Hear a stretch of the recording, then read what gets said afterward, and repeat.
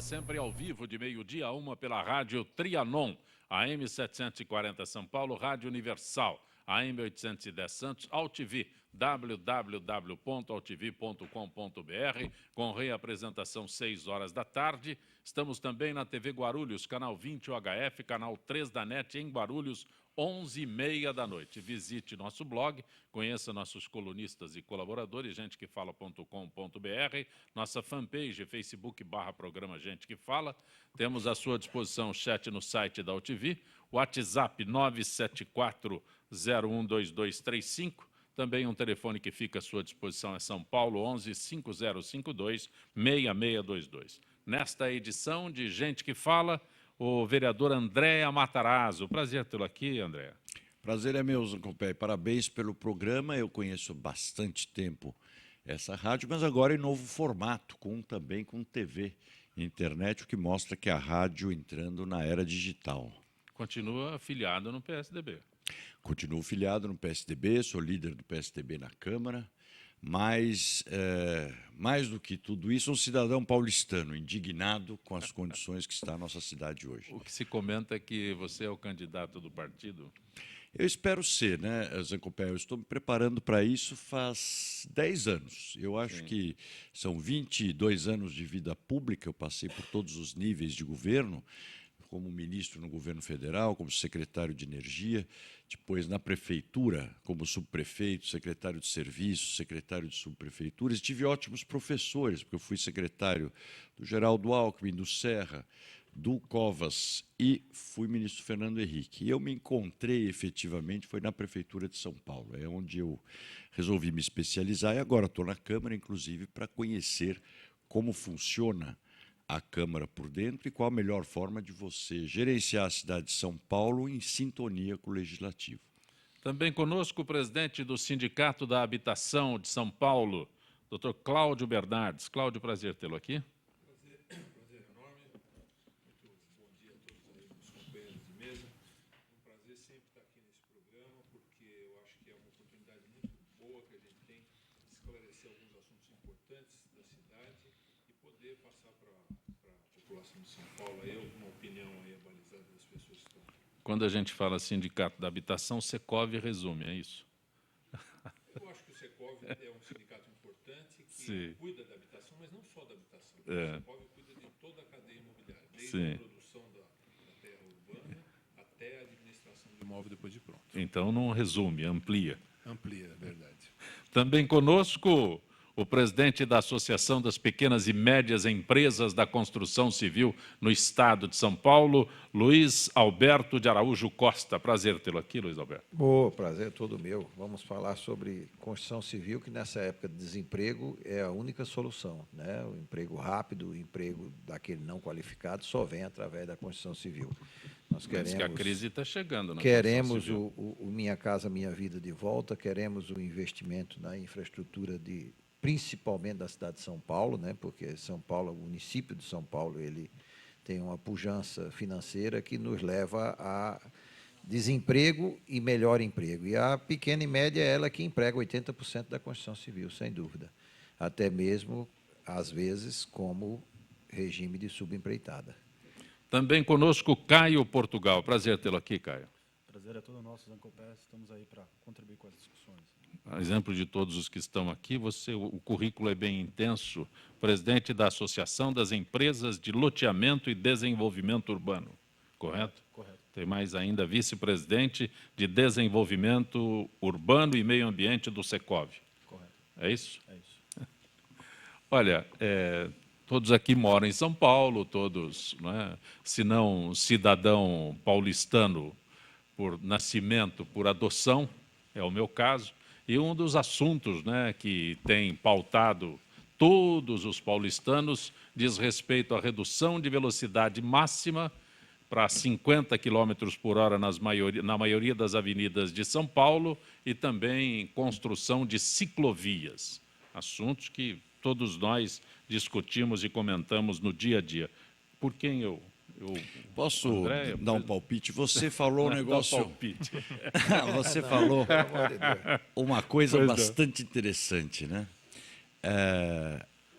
Nós estamos aqui com uma mesa formada por loteadores, sindicato da construção, da habitação, como você falou, embora é da construção geral, e da infraestrutura, das pequenas e médias empresas de infraestrutura. E vê o seguinte, nós vamos discutir ciclovia e velocidade das marginais, como se esses dois pontos fossem dois pontos dos quais São Paulo girasse em torno.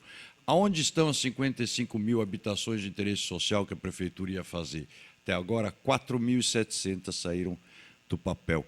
Onde estão os corredores de ônibus que a Prefeitura ia construir 150 quilômetros? Até agora temos 9 quilômetros prontos. Onde está a urbanização de favela, regularização fundiária de São Paulo, que é o que causa esse grande transtorno da mobilidade, obrigando as pessoas todas a virem trabalhar para o centro, porque a gente sabe que boa parte da periferia de São Paulo é irregular, portanto, você não consegue levar a atividade econômica. Então, eu entendo que o prefeito Fernando Haddad, que é um prefeito devagar, quase parando, prefeito marcha lenta, ele se atém a essas discussões polêmicas, questão de velocidade das marginais, etc., ciclovias, saquinho de supermercado, outro fator fundamental na cidade de São Paulo. Ele discute essas coisas. Isso é grande. É para tirar o foco daquilo que a Prefeitura deveria estar fazendo para a população de São Paulo e não está. Bom, feitas as colocações com relação à prioridade que o André muito bem fez, essa questão da velocidade ela não é de maior importância no contexto como ele falou, mas é uma questão que a população afeta diretamente a população e a população discute essa questão. A velocidade em vias, sejam elas urbanas ou não urbanas, elas estão muito ligadas à questão do projeto geométrico de engenharia das avenidas. Então, quando você faz um projeto de uma avenida, você já projeta uma velocidade de conforto e de segurança para aquela avenida. Então, se você parte do princípio de que a cidade está parada, congestionada, então nem adianta discutir velocidade. Agora, quando é possível desenvolver uma certa velocidade na avenida, o que restringe ou dá segurança é o próprio projeto geométrico da avenida. Então, você limitar em 50 km por hora todas as ruas e avenidas de São Paulo não é lógico do ponto de vista técnico. Então, você tem avenidas aí que você pode trafegar com segurança a 60, 65 km por hora. Não? Então, eu acho que esta determinação não me parece adequada do ponto de vista técnico de trânsito e nem urbanístico. Com relação às ciclovias, isso é uma tendência mundial. Lógico, você privilegiar o transporte limpo é uma tendência mundial. Agora, São Paulo não é, primeiro que não foi projetado para ter ciclovia em todos os lugares que são colocadas. Segundo lugar, não é uma cidade que tem uma topografia adequada à ciclovia em todos os locais. Então, eu acho que deveria ser um pouco melhor estudado aonde colocar a ciclovia. A gente vê aí algumas ciclovias colocadas em locais inadequados e de maneira inadequada. Doutor Cláudio, não é o inverso, porque quando a gente vê o uso de bicicletas em outros países, né, o incentivo, não se incentiva, lá é cultura.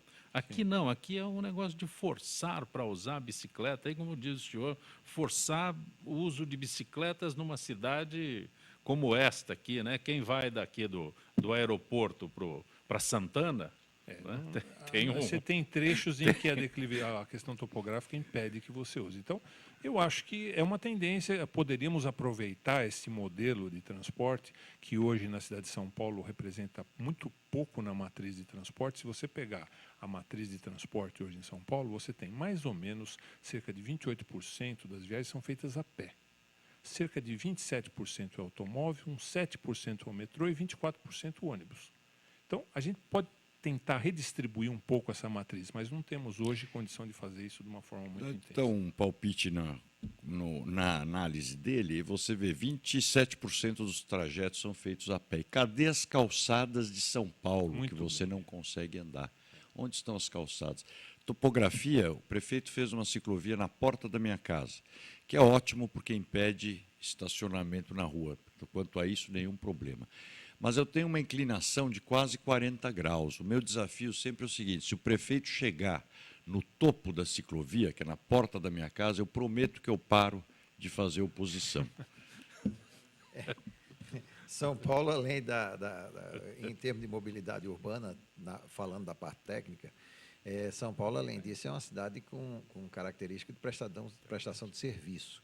Então, a prestação de serviço ela é muito ingrata, porque ela leva ao transporte individual, porque a pessoa tem vários pontos onde ele atinge por dia e várias coisas de velocidade, né? Quanto mais ele atingir, melhor. Então, o São Paulo também tem o outro problema, entendendo que, além de ser uma cidade de prestação de serviço, tem o problema do relevo. As ciclovias, realmente, elas foram feitas para cumprir uma meta de quilometragem. Elas não foram feitas para serem ciclovias estudadas, de onde para onde poderia se atingir, se ir, etc. Tem ladeiras ali como a da Pontifícia Universidade Católica, que realmente para subir aquela ladeira tem uma certa dificuldade. Eu acho que só atleta consegue subir uma coisa daquela com a bicicleta, que não é o caso da generalização que se quer.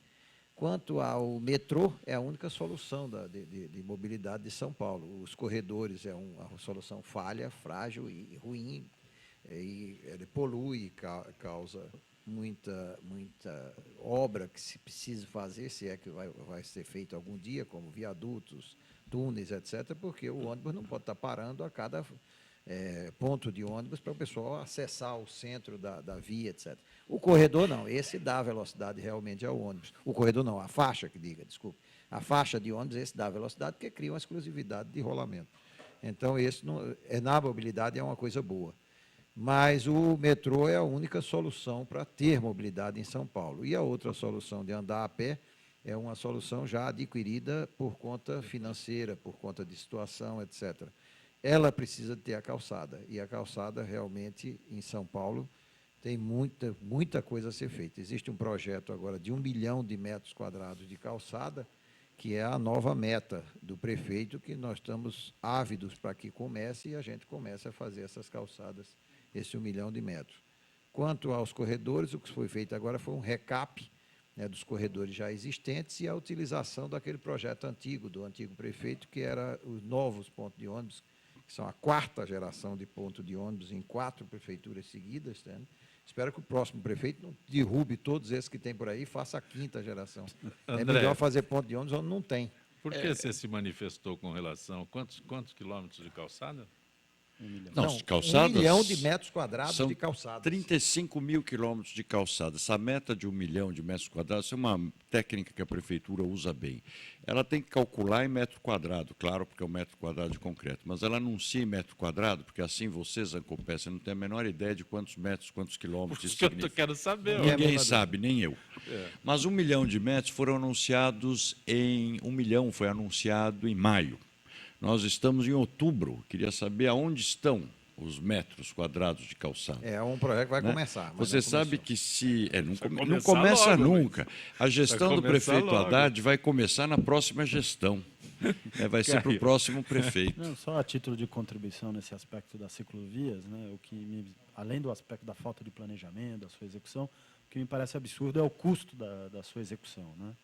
A gente tem vários loteamentos aí que estão sendo implantados com planejamento de ciclovia.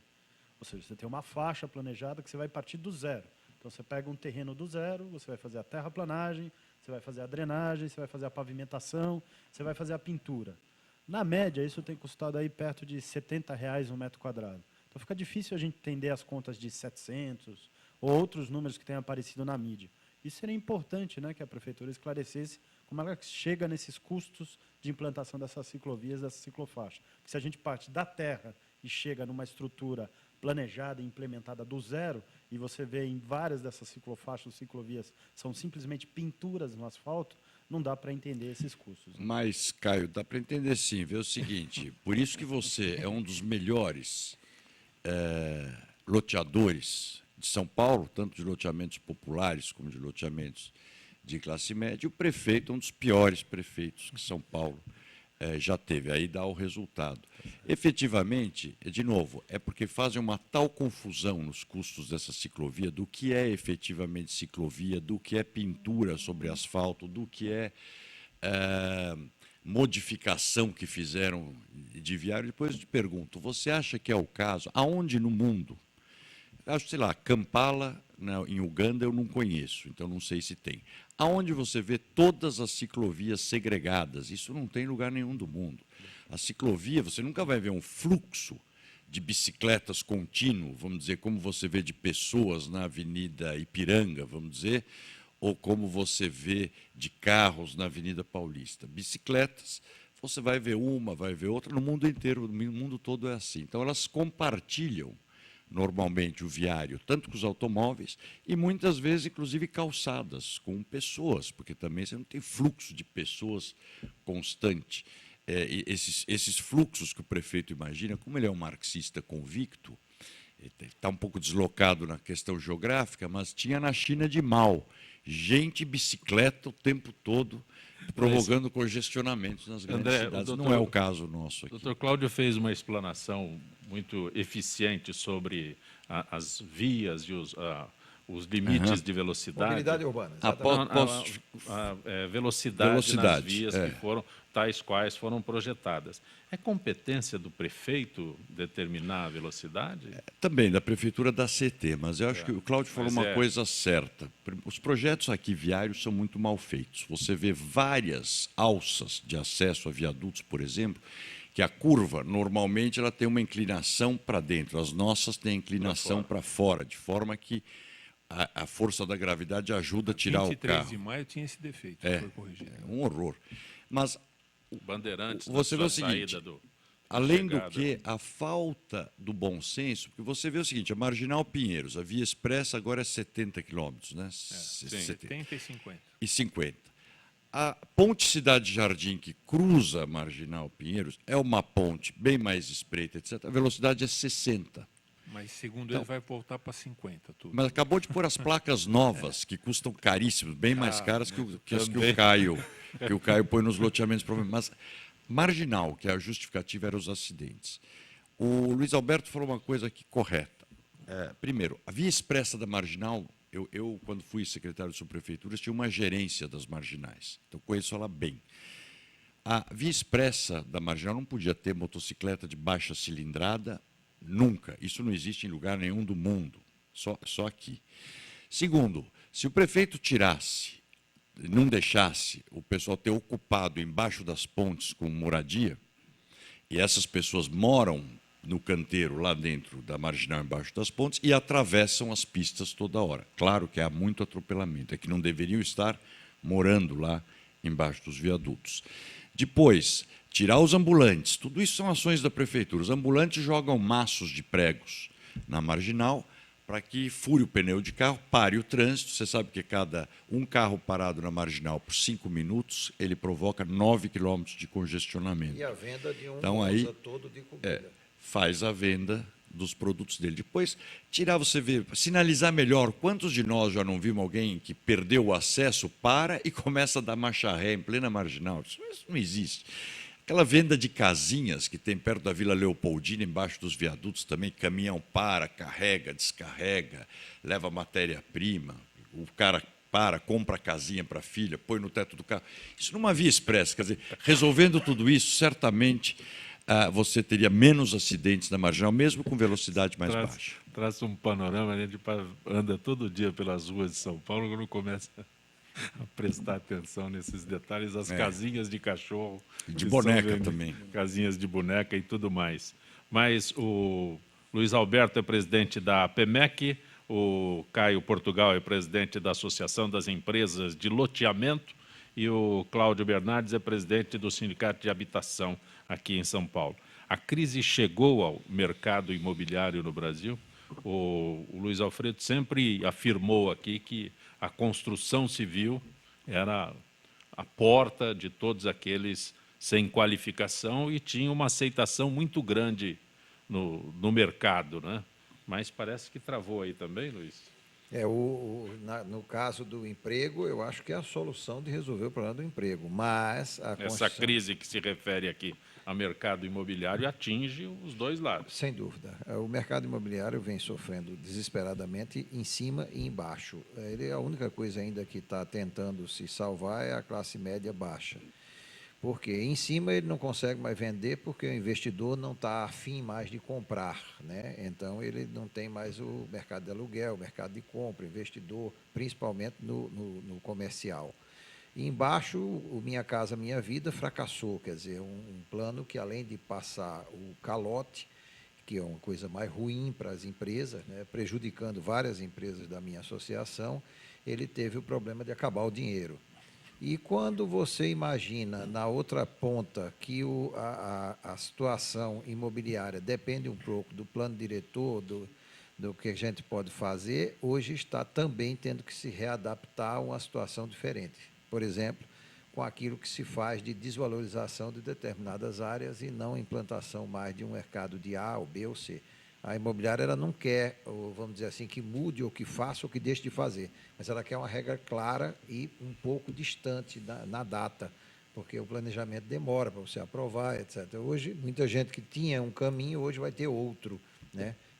Ou não vai ter nenhum. Exatamente. Olha, o mercado imobiliário, não só acho que o mercado imobiliário, a economia brasileira toda está sofrendo muito nesse momento.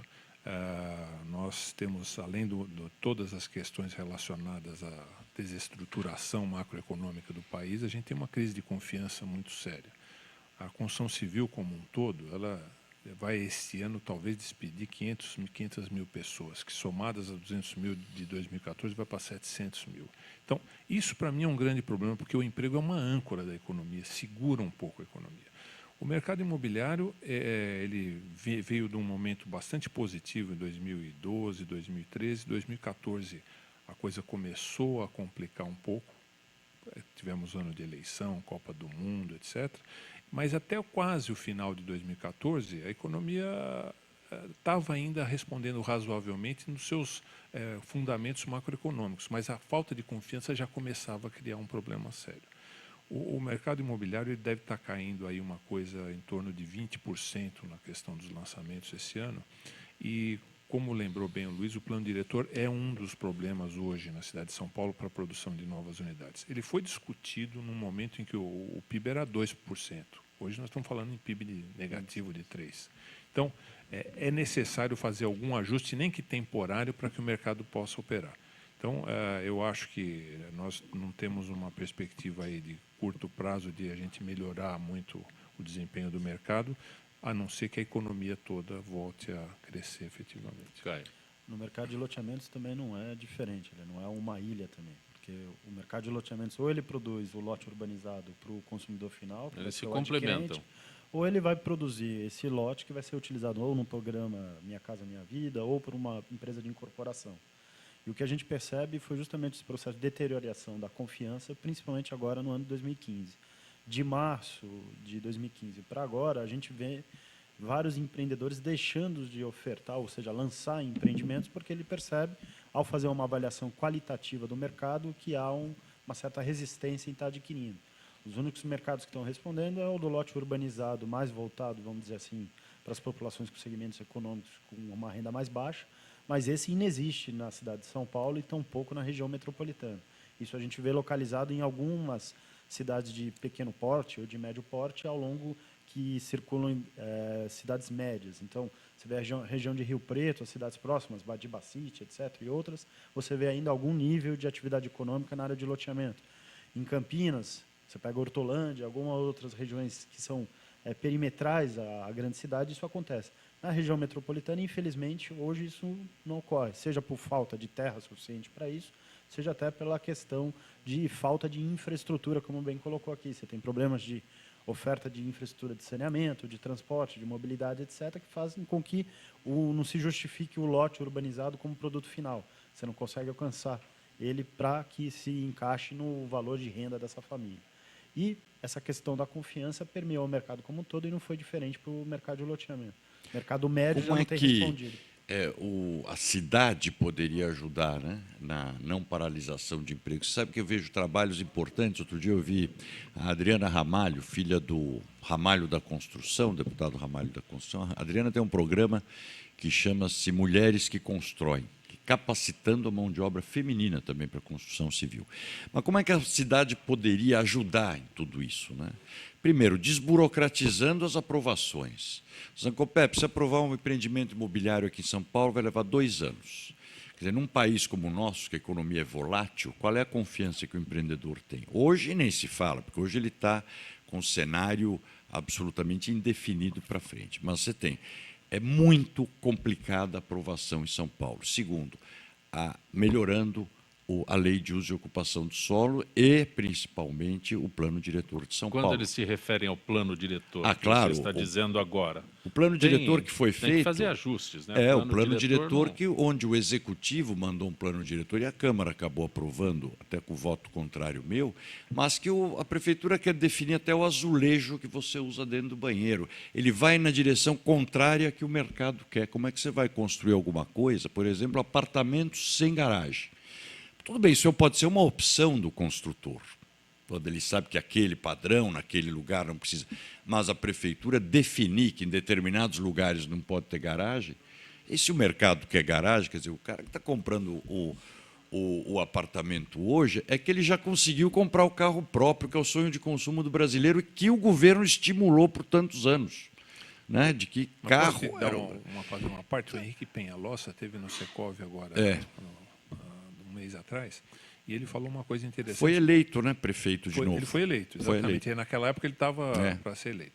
E ele disse o seguinte, a questão do veículo ou não, ter vaga ou não, essa tendência que o carro está se tornando uma coisa demoníaca. Quase como cigarro. Exatamente. Agora, O se cara você que tem fuma e carro- dirige, está é, morto. tá Hein? morto. Então, o que acontece? Piores. Nós Vai temos pro que inferno. entender, até por causa daquela matriz que eu falei, não dá para a gente, sem fazer uma certa transição, mudar de um sistema para outro. Então, a gente tem que ter essa transição. E o Penhalosa dizia o seguinte, é interessante que a gente tente estabelecer mecanismos para incentivar o uso do transporte público. Agora, para isso, você tem que eliminar a vaga na ponta, no destino, não na origem. Então, quando você elimina a vaga na origem, você proíbe que o cara tenha o veículo, você proíbe que ele tenha o carro. E não é isso o que a gente tem que fazer. A gente tem que tentar induzir a ele não usar Não ir para de determinados. carro. Exatamente. Então, para você tem que- determinadas coisas. No destino é que você tem que fazer. Então, eu acho que isso, por exemplo, é uma coisa que a gente podia tentar ver no plano diretor se a gente estabelece um mecanismo. Claro. É a vaga no emprego, não na garagem de Exatamente. casa. Mas a Zancopé, inclusive, disse muito isso, que o prefeito gosta de dizer. Aliás, os urbanistas, vamos despolitizar a questão, a discussão. Esse negócio da cidade compacta, etc. Você vai ler em alguns lugares que as cidades modernas está havendo uma suburbanização das cidades, loteamentos nas pontas das cidades, nos subúrbios, de padrão alto. Então, hoje não existe, você tem que oferecer produtos para os diversos gostos ou diversas tendências que o mercado tem. Tem gente que quer morar mais longe da cidade, num terreno maior, que tem criança, etc., que está num condomínio fechado, outro que está em prédio perto do centro, enfim. E como disse o Penhalosa, que o Bernardo lembrou bem aqui, é isso, quer dizer, tenta evitar carros, diz que as pessoas vão dizer, mas antes de você proibir o carro, primeiro, né, para forçar a usar o transporte público, ofereça transporte público à população. Eu tenho certeza que você, às 8 horas da manhã, você não vai pegar um ônibus para vir para cá, porque é absolutamente impossível, impraticável. É só quem realmente não tem outro jeito. Né? Mas eu acho interessante nós vermos também um outro aspecto na cidade, essa questão da regularização fundiária. São Paulo, hoje, obriga as pessoas a trabalharem longe de casa, porque é uma cidade ilegal.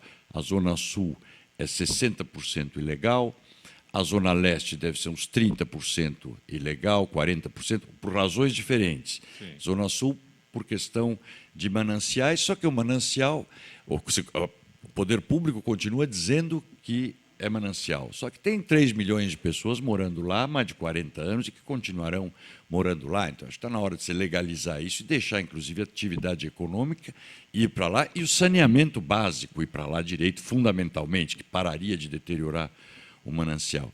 Zona Leste e Norte já são mais em função de loteamentos clandestinos, mas da década de 30, Zancopé. Né?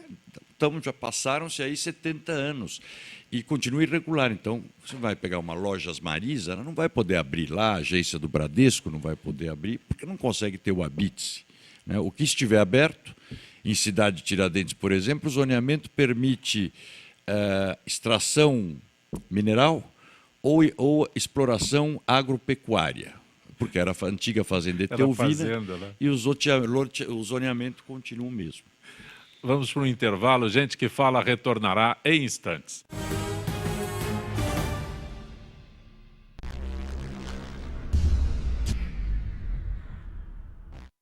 Oi, eu sou Letícia Spiller e quero convidar vocês a fortalecer o movimento que quer criar uma lei para acabar com o desmatamento no Brasil.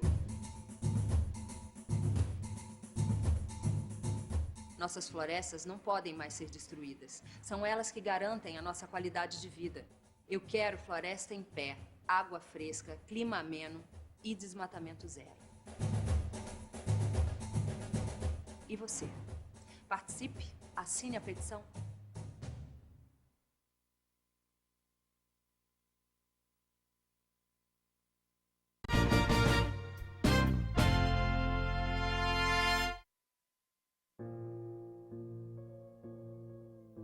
É triste. Menos da metade da população tem água potável para beber.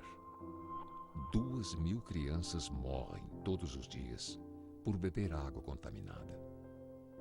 Por isso, quem não tem água não desperdiça nada. Ajude a acabar com o desperdício antes que a água acabe.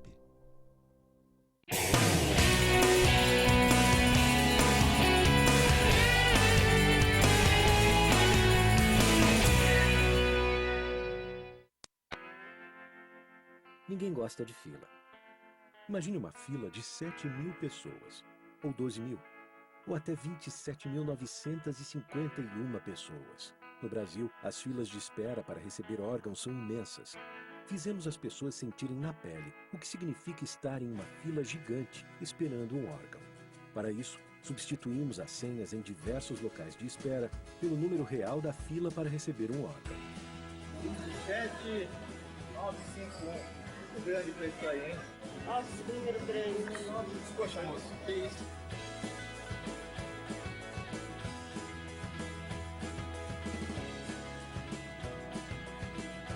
Rim, fígado, córnea, pâncreas e muitos outros.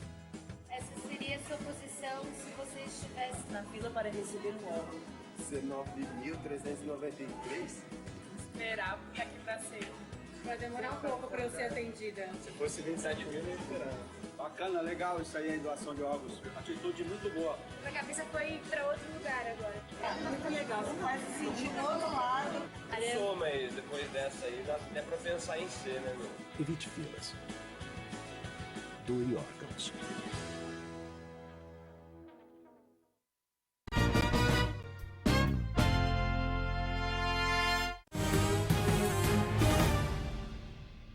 Você está acompanhando Gente que Fala pela Rádio Trianon, AM 740 São Paulo, Rádio Universal, AM 810 Santos, AltV, www.altv.com.br, com reapresentação 6 horas da tarde.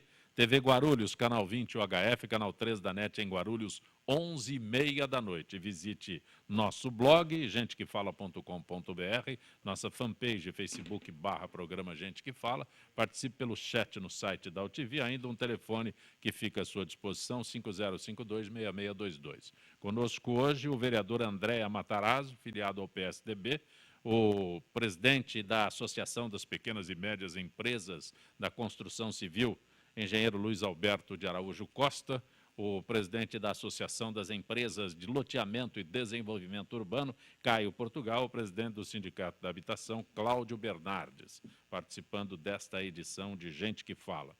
Uma análise mais ampla sobre previsão para o PIB. E fala-se, é tão atrelado, né, PIB e inflação, que fica...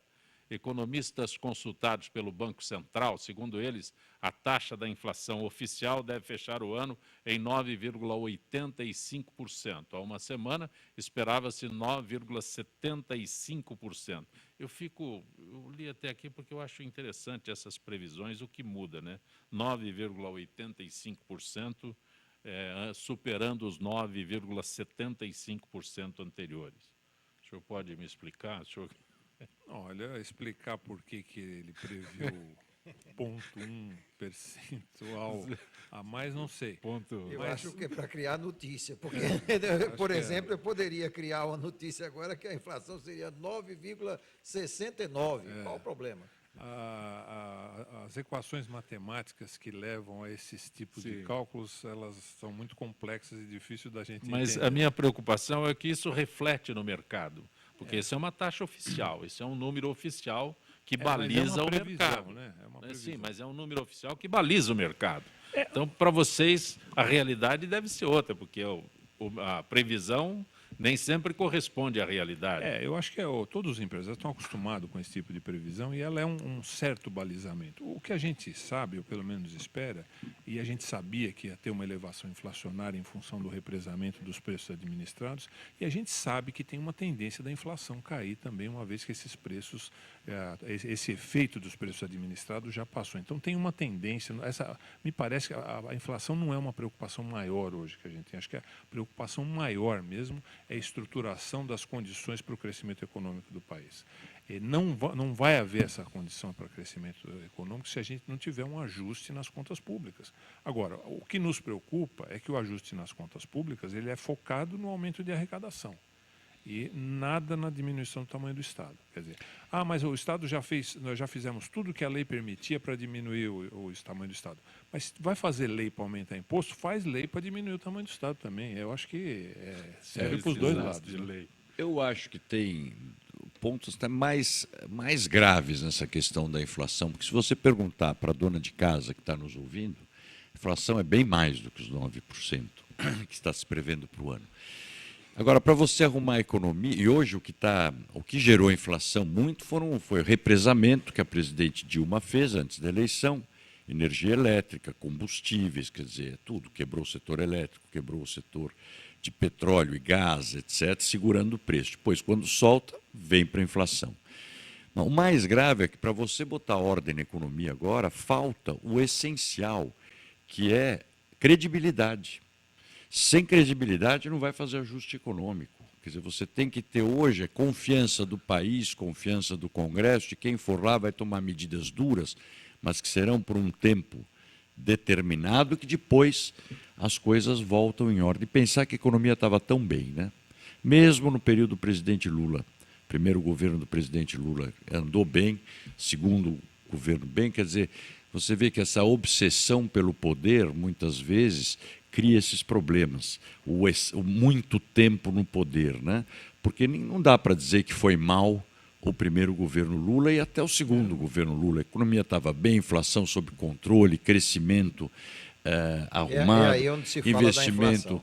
Faltou investimento em infraestrutura, mas, bem ou mal, tinha lá os municípios, os estados estavam conseguindo fazer investimento. O grande crime foi... rodando. A máquina estava rodando. A presidente Dilma, nós foi... Nós estávamos num mar de rosa internacional também. Não, mas olha, mar de rosas, continuamos. A economia do mundo não está mal. O que está ruim é o Brasil, infelizmente. A presidente Dilma foi vendida como uma boa gestora. A gente viu que ela é uma péssima política e um desastre como gestora, porque efetivamente ela criou problemas, foram problemas de gestão. Mas, André, o que eu coloco... na Europa, nos Estados Unidos, mas e agora a China ameaça bastante. Quer dizer, eu desconfio que dentro de um clima de... China, quando aparecer a realidade... Não é verdade, não é verdade. A China aflorar só a tem um realidade veneno para você enterrar no chinês, é democracia. Quer dizer, tudo bem, mas se você... Não vamos tentar pôr a culpa nos outros. Vamos supor que o que tinha que ter feito, quando em 2008 teve um problema nos Estados Unidos e o mundo inteiro ficou alerta, atento, nós aqui estávamos navegando como se tudo tivesse... Nós pagamos a rindo deles. Foi um erro. De um juro de 3% ao ano para criar uma dívida interna com um juro de 16%. Nós fizemos a quitação de um fundo, o FMI, para mostrar a pujança de que era fazer investimento no FMI como emprestar dinheiro. Nós fizemos investimentos externos em infraestrutura, que o BNDES hoje tem um pequeno buraquinho de quase 1 trilhão. Se fala nesses 280 bilhões, mas isso aí é acumulado, é a última injeção. Da primeira à última forma um buraco de 1 trilhão, quer dizer, de real. Então, isso, na verdade, eu acredito que esse mar de rosa do primeiro ano do presidente Lula também foi bastante puxado pela situação internacional, porque já existia naquela época essas atitudes de quitação de dívida externa com juros muito mais baixos. Mas, Luiz, quando eu falo sobre inflação, o Caio, por exemplo, na nossa mesa aqui, ele é o início, né? O loteamento. Ele é o início. Aí ele, como empresário, ele vai passar para o Secov, para as pequenas e médias empresas, tal, até chegar na administração. Mas ele é o início na nossa mesa aqui, ele é o início através do loteamento. Aí, a administração ainda é antes, que para ele lotear sim, um emaranhado sim. de coisas. É que ninguém imagina o que é você conseguir até ele chegar lá, no se lote. ele conseguisse. Não, mas o que eu falo é o seguinte, do ponto de vista do empresário como ele, que vai a um loteamento, qual é a perspectiva que nós temos? Aí vai gerar tudo, né? Vai gerar o empreendimento, vai gerar a mão de obra, claro. Vai gerar a habitação. Aí eu fico imaginando qual é a perspectiva quando eu leio aqui que a inflação é 9%. Foi muito bom você falar que o Caio é o início, eu vou só, antes do Caio se manifestar, porque eu estou falando que a derrocada de Dilma, ela não nasceu com Dilma, ela nasceu com Lula. E a gente tem a impressão que a derrocada de Dilma foi uma situação made in Dilma. Isso não existe. Mas é o que o Andréa falou, era tudo uma ilusão. Isso, não tem a mínima dúvida disso. Não tem a mínima dúvida disso. Esses investimentos externos em infraestrutura, essas quitações de dívida barata, essa tomada de dívida cara não nasceu com Dilma. Esse inchaço do governo imenso para tomar conta de tudo que se podia representar, na verdade, foi tirado inicialmente 30 milhões de pessoas da miséria, e ela não que pode, vão voltar agora. E ela não pode nem dizer da herança maldita que ela recebeu. E ela não pode dizer da herança maldita, além de acompanhado, aí eu diz o André... Nesse aspecto, ele está falando uma coisa que o Brasil não vê há muito tempo, que vai ser um desemprego com queda grande de classe social das pessoas. E esse é o grande perigo. É um grande esse problema. É o grande perigo. E vai acontecer, infelizmente. Sair da miséria não voltar a 60. O que eu ia falar justamente é isso. Quer dizer, eu me formei na recessão. Eu me formei em 93, então eu vivi a recessão como recém-formado. E o que eu estou enxergando hoje é uma retomada daquele país de instabilidade. Eu acho que o grande problema, foi bem como colocou o colega, o aspecto no primeiro ano, mas principalmente no segundo mandato do Lula, de não enxergar as políticas que deveriam ter sido implementadas. A gente não pode ter um Estado desse tamanho para uma sociedade deste tamanho. Ele não cabe. As coisas não se comportam no mesmo tamanho. Isso. E o erro mais do crasso está hoje 10 vezes maior. O erro mais crasso da Dilma foi ter intervindo nos aspectos dos pilares macroeconômicos que davam a questão da estabilidade e da previsibilidade para a nossa economia. Até para responder ao que você colocou, quando você vê uma inflação desse porte, como é que você vai administrar o teu negócio? A verdade é que o consumidor na ponta é ele que alimenta o meu negócio. E ele não tem capacidade de pagar para o preço do meu terreno, ou da unidade edificada, ou da prestação de serviço das empresas ao qual o nosso colega preside, esse reajuste de preço. Por quê? Porque o mercado está em restrição, ele está em contração. Então, na verdade, o que vai fazer é que a sociedade vai estar tentando distribuir esse prejuízo e tentando conseguir sobreviver.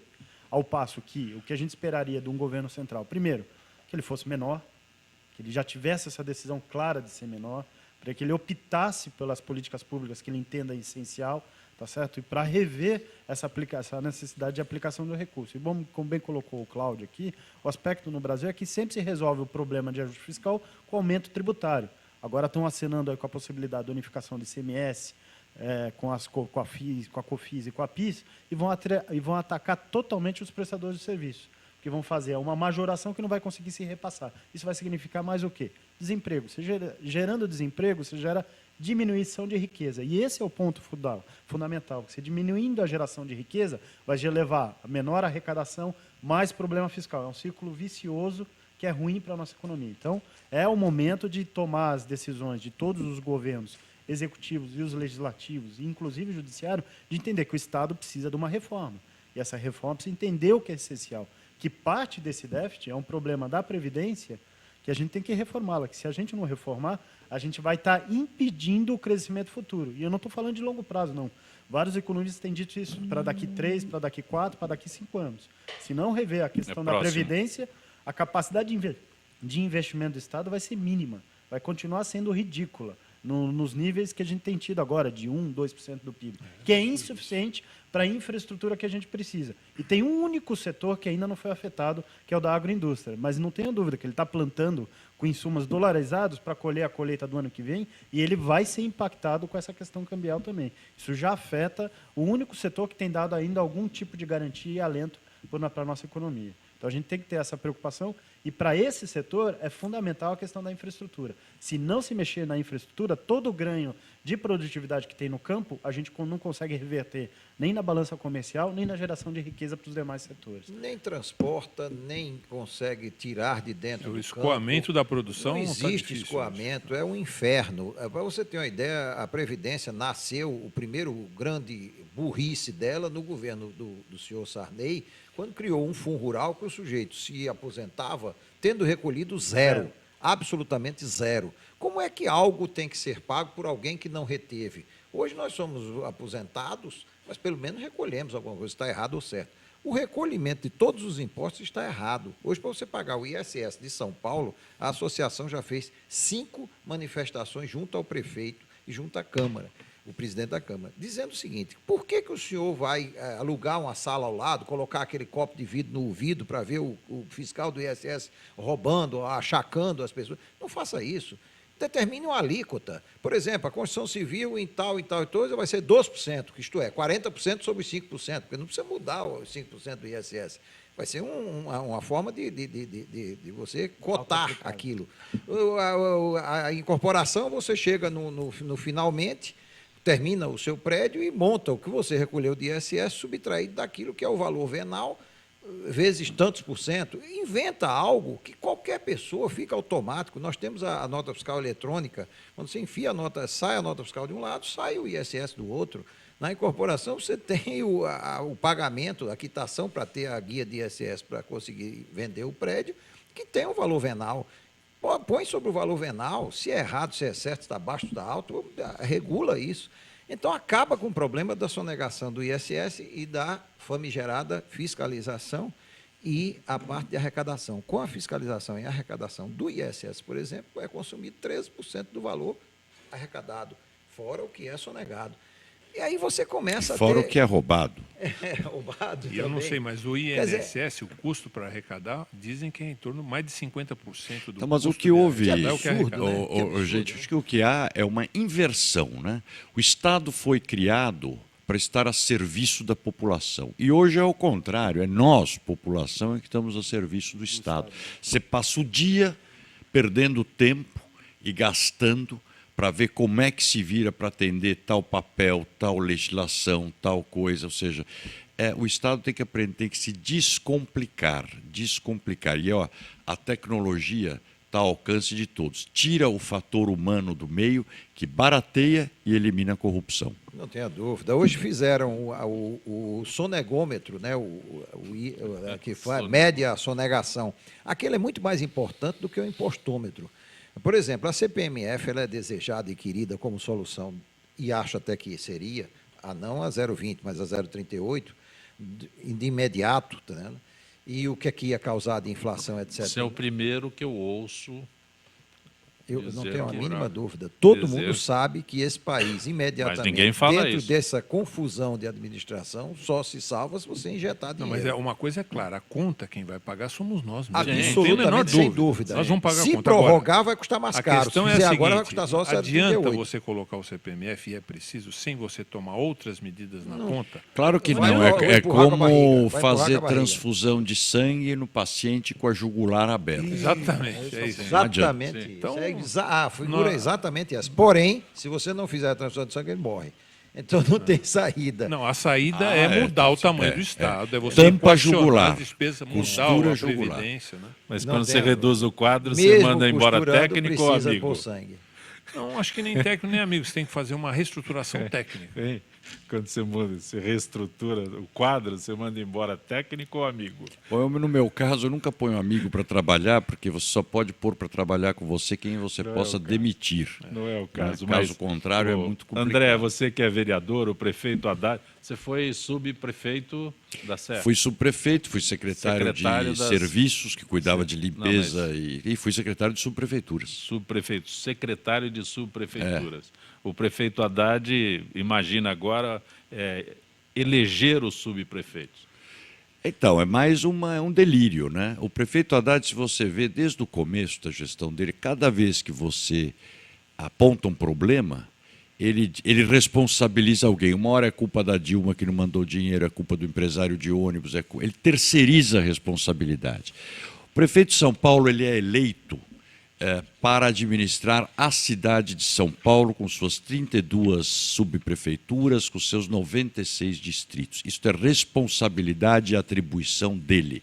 Se ele quiser fazer eleição de subprefeito, ele tem que mudar a lei, criar as prefeituras independentes da cidade, e aí terão as suas eleições. Ele pode... É o que eu digo, o prefeito Haddad ele brinca tinha um jogo, não sei se você lembra, SimCity, um jogo na internet que você brincava de montar a cidade. É o que ele faz. Ele não tem muito compromisso com a cidade real, né? Ele de cidades conhece a cidade universitária e parou por lá. A cidade de São Paulo, como é que você vai fazer eleição de subprefeito? Elege o subprefeito. E aí o orçamento, você acha que o cara vai querer ser eleito sem saber qual é o orçamento que ele tem, se não é um orçamento que ele define? Quem vai definir o orçamento das subprefeituras? Então eu acho que o prefeito Haddad tinha que assumir efetivamente com responsabilidade a cidade antes de fazer manobras diversionistas para fazer as pessoas discutirem outras coisas e ao invés de discutir aquilo que não está acontecendo em São Paulo. Uma decisão dessa pode impactar no setor de vocês? Eu acho que uma decisão dessa ela está intimamente ligada à questão da gestão da cidade, né? E pode, lógico, impactar. Eu não sei se é a melhor solução você fazer uma eleição de subprefeito. Eu acho que essa tendência de você ter uma participação das pessoas um pouco maior nas decisões da cidade, eu acho que é um caminho que deve ser buscado, mas nós temos que encontrar os mecanismos mais adequados de fazer isso. Eu acho que a questão da administração das subprefeituras tem que estar muito mais vinculada ao modelo de gestão central e, eventualmente, a gente encontrar que outros caminhos a gente pode ter para a população participar um pouco mais ativamente dos destinos da sua localidade. Okay.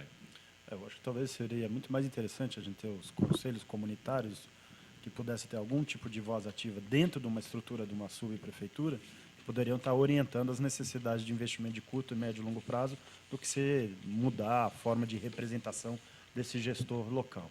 Acho que a sociedade conseguindo desenvolver uma relação mais direta com o gestor, e não acredito que com a eleição seja essa forma, mas acho sim com um planejamento de curto, médio e longo prazo dentro de cada um desses distritos seria muito mais efetivo do que a eleição direta de um gestor. Como bem colocou o André, que adianta você pôr alguém lá eleito, se ele não vai ter acesso aos recursos, a decisão sobre a aplicação dos recursos, nem a autonomia sobre a utilização desses recursos. Me parece que não é este o problema. O problema é muito mais de coordenação de gestão, né? E está mais próximo do anseio da sociedade. Não, eu acho que isso aí é um anúncio de marketing. Isso não existirá, não existe, não pode existir. Isso é ilegal e não há possibilidade humana de haver uma escolha para subprefeito com algum tipo de força política, etc, etc. Isso não existe. Entendeu? Eu acho que isso aqui é um marketing. Talvez seja o prefeito já confessando que não se acha viável se reeleger. Mas isso aqui não existe. Escolha de subprefeito, não pode. André, quero só uma pergunta aí, antes do nosso final, do Gente que Fala, estamos caminhando para o final. A discussão sobre a Paulista. O Ministério Público multa São Paulo, o prefeito insiste, fecha a Paulista, determina sobre Entendendo a o prefeito, ele abre a Paulista para o público. Vê o seguinte, a Avenida Paulista... Uma questão de ponto de vista. Né? Essa coisa de abrir ruas para as pessoas, eu não acho que seja nenhum problema, ao contrário, até pode ser positivo. Mas vamos lá. Para lazer, quem mora na Avenida Paulista, ou quem está lá no entorno da Avenida Paulista, Paulista está a 1.000 metros, 1 quilômetro do Parque do Ibirapuera, que é um dos maiores e mais prestigiados parques de São Paulo. Na própria Avenida Paulista tem o Parque Trianon, dentro da Avenida Paulista. Então, vamos dizer que quem está por lá não tem falta de espaço para lazer. Mas, tudo bem.